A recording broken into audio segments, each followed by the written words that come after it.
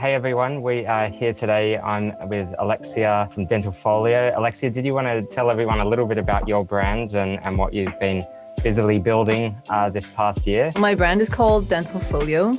It's a photography app and ecosystem for dentists to help them reduce their stress, increase their organization, and basically to capture, organize, and present their photographs. It's too common that I hear dentists are they've kind of given up on taking their photos. They have their photos scattered everywhere. If they decide that they want to use their photos for either media of their practice or social media or show their photos to their patients, it is a big orchestration of organizing all the files, and it takes hours of their time. And I decided for years, I need to get my photographs ready because I feel like I'm doing pretty great work. And yet when the patients are there, I don't have what I want to show them at that specific moment of time. I keep getting a portfolio prepared. Yep. I have a portfolio. I have maybe 20 portfolios. And so when the patient's there, it's kind of, even though I have the portfolio, I don't know which one it is. Yeah. And so over time of just tweaking, one day I just thought, you know what, got to do something about this. There's got to be a better system. I meditate quite a bit because I do Tai Chi. And I think in one of those moments, I had this little flashlight, little bulb. And I thought, this is what has to be done. For those who don't know, Alexia is also an associate dentist. So she has a background in the dentistry space, which I think makes it vital or it's powerful for a brand in the dental space to actually have a dentist behind it. You know the ins and outs of a practice and how they work. So when developing a product like this, it's just going to be so much more seamless for the dentists who are going to adopt it and use it in their practice. What are the key things that dentists have said to you about the platform, and how has it changed their day-to-day runnings of the practice? It's quite interesting because we've got two different demographics of dentists. We've got the dentists that have DSLR photography and the ones that are taking their photographs with smartphones. And ultimately, the pathway and the outcome of it is the same for both, but the way they get started with using them is different. And the app accommodates for both of them. So for the DSLR photographer, they would import their photos from whichever source their photos end up. So it might be your SD card, iCloud, Dropbox, wherever. And it's quite easy to import it into the app. So you can either do it through the iPhone, the iPad. There's a web browser for anyone that wants to do it on a computer. So for them, I would say it's been easy for them to create a portfolio because they often get their nurse to take the photos and upload them into the practice software. And at exactly the same time that they do that, they put it into the app. And so automatically their photos are visibly organized in their phone. And whenever they want to, even 2 minutes between a patient, they can quite easily create a before and after, or they can quite easily email the lab to say, okay, this is what's going on, this is what I need, without having to rummage through lots of files. I was going to say as well, and this app is global as well, isn't it? So if there was a dentist in Australia who wanted to use it, they could, right? Yeah. Definitely. Yeah. So the app launched about maybe 3 weeks ago. Yep. And I was having a look to see which countries have already started using and downloading the app. And it's quite cool to see, we've got a few users in Turkey, a few in China, a few in America, a few in Argentina, and in Greece, and in Ireland. So it's fun and it's exciting, and I have to keep reminding myself to stop looking at the numbers because yes, we want it to be successful, but that's not the end game. I think the end game is to make something that's for dentists and to help their day-to-day and basically empower them. Photos have so much power in them, and if we're not looking at the work that we're doing, we're not getting the feedback from the work that we're doing, we're not growing as dentists, if we're not showing our patients our photos, they don't know what we can do. And we all take photos, but I feel like most of us don't do much with them.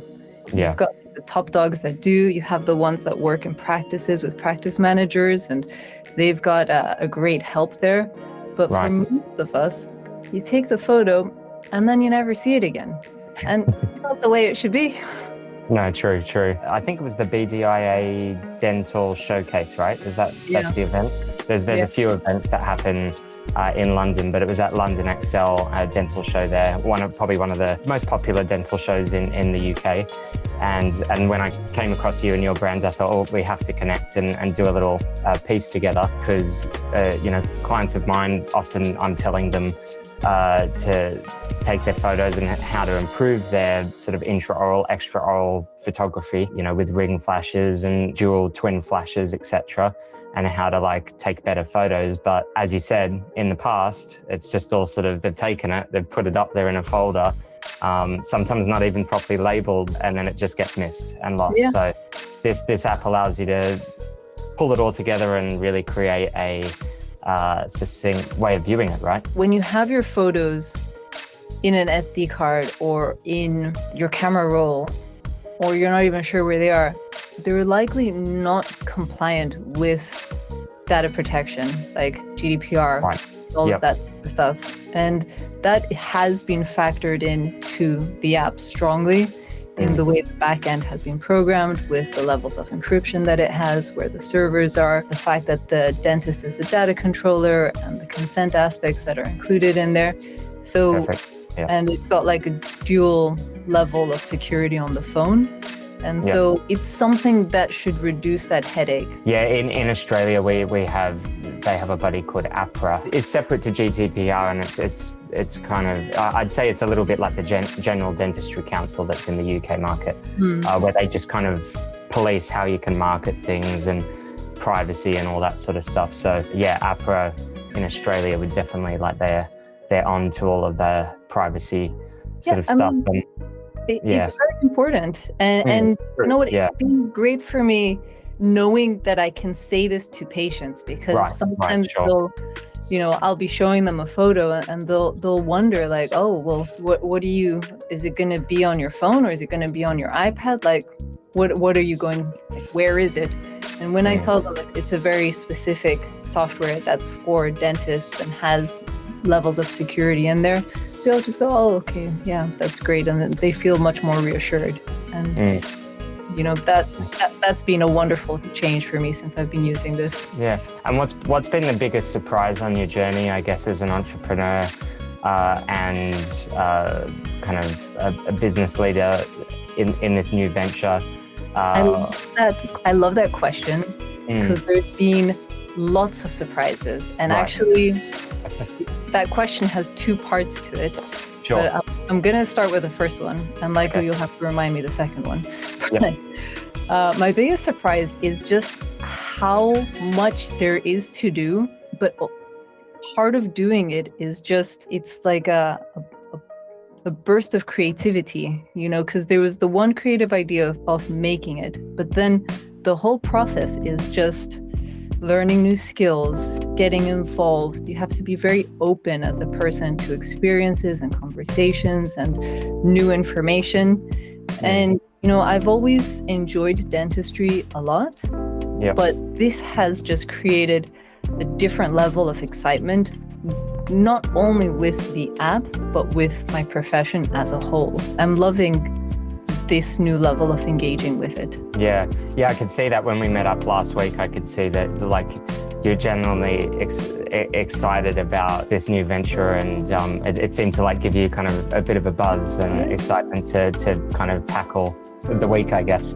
What's been exciting? I always had an idea that the pathway within dentistry was a very specific path. Right. And you can have very mild deviations, but the future would be a future that I could visualize from now in 20 years' time. And, I'm fine with that, but to a certain extent, the idea that the future is unwritten at this moment of time, because this could go in one of 50 directions, is great. I love that level of mystery. Yeah, has it surprised you after doing this?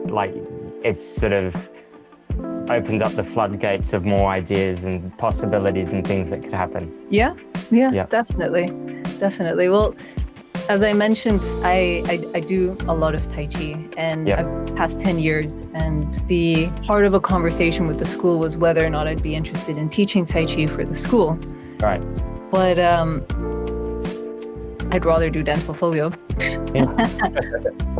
But part of the emergence of ideas was, it could be amazing one day to combine Tai Chi with dentistry in some innovative way.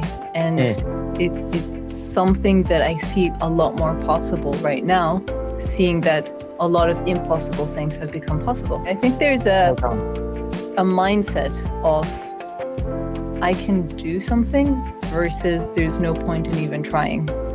And I think once you see that you can venture into territories which aren't necessarily yours to venture into, or at least you thought that they weren't yours to venture into, it just it changes your mindset, and I think that can be quite liberating. I think it's been quite exciting, even just from my perspective in the dental field, growing 230 Media, which obviously I'm not a dentist myself, but I've definitely become very dental focused in the past 5 years. I love it. When we were having a chat, you were telling me things that I didn't even know. I was like, this is amazing. Yeah, no, it's been a pretty wild journey, but it gets me super excited. And I think that dentists are some of the hardest working people that I've seen. Just as an industry, I feel like dentists are very hardworking. I'm so glad you see us. Yeah, and I think that's why I've stuck in the industry, because it's exciting. There's always new ideas happening, and it's very entrepreneurial at heart. I think it's definitely given me a lot of excitement, and I'm happy to be doing what I'm doing as well. And I think there's many more years ahead of 230 Media, and on the flip side, also very excited to see where Dentalfolio heads in the next sort of 5-10 years. And it's been wonderful. It's been wonderful to get to meet you, and I think your ideas and your directions are really, really sound and making a difference for a lot of people. So I think thank you. Keep doing it. Yeah, no, thank you so much. Yeah, well, thanks for that, Alexia. Really appreciate your chat, and to the viewers out there as well, I hope you got some wisdom and some information there about Dentalfolio, and definitely go check it out and download it on the App Store. And where can they find you as well if they want to connect? So they can follow me on Instagram at dentalfolio.app. And if anybody sends us a little message in there, it's going to be me that's receiving it. Or they can follow me on at Alexia_dental. The aim of Dentalfolio is, to show your photos, look at your photos, show your photos, be confident of your work. And, if you're able to have your photos in your pocket, show your patients when they want and when you want, it's going to change everything. I'm sure that more patients will be accepting cases, and even your skill as a dentist as a result of that will develop. So it can be used in many different ways. It's just up to the dentist to decide how they want to use it. And I guess it cuts chair time down too, right? Because it's a bit more efficient to find the photos. Oh my God, it cuts chair time down, and it cuts conversation down. Because, I've had this conversation so many times that the patients in the chair, they're interested in bonding. I'm telling them we can do this, we can do that, we can do that. They're really excited. And then they give me this look like, can you do this? Right. And they do it less now that I'm a little bit older, but 10 years ago, I would get little squints every so often. And I know that what they want is for me to show them what I can do. And I don't want to just get that one standard photo that I presented 2 years ago of the perfect case. I want to show them of cases that I'm doing, the growth that I have. It makes me much more excited. And it means that when I present it to the patient, there's a connection there, because we're both looking at something exciting and there's a moment. It's not just there's this case, you see the bonding, it might as well be a textbook that I'm showing them. Right. I think patients want your personality and they want you to engage. And if I have the same conversation 100 times in 3 years, it's just not exciting. And I don't think the patients are going to find it exciting. So I want my portfolio to grow effortlessly and organically over time. And with this, it's happening. And I think that's great. I've got one last thing to say. Yeah, please do. also been quite fun to see is that there's been a lot of adverts and a lot of talk over the past few months with smile simulation. And I know like a lot of brands are like jumping onto that bandwagon, like Invisalign and the Trio scanner. They've done quite a lot of research to say that if you show patients a simulation of their smile, that can really allow them to understand what treatment you're talking about, and it converts case acceptance rates or increases case acceptance rates. I've seen that personally. It makes a huge difference. But alongside that, you should be showing cases of the work that you have done as well to complete the triangle. Yeah, and that's where Dentalfolio comes in to tick that box. Exactly. Awesome. Well, hopefully we can get you to our practice so that you can do our media for our practice. Yeah, that would be awesome. I would love to. Yeah, definitely. Well, no, thanks for that, Alexia. Really appreciate it for your time, and I hope everyone got some value there. And thank you so much for watching. Thank you very much. It's been a lot of fun.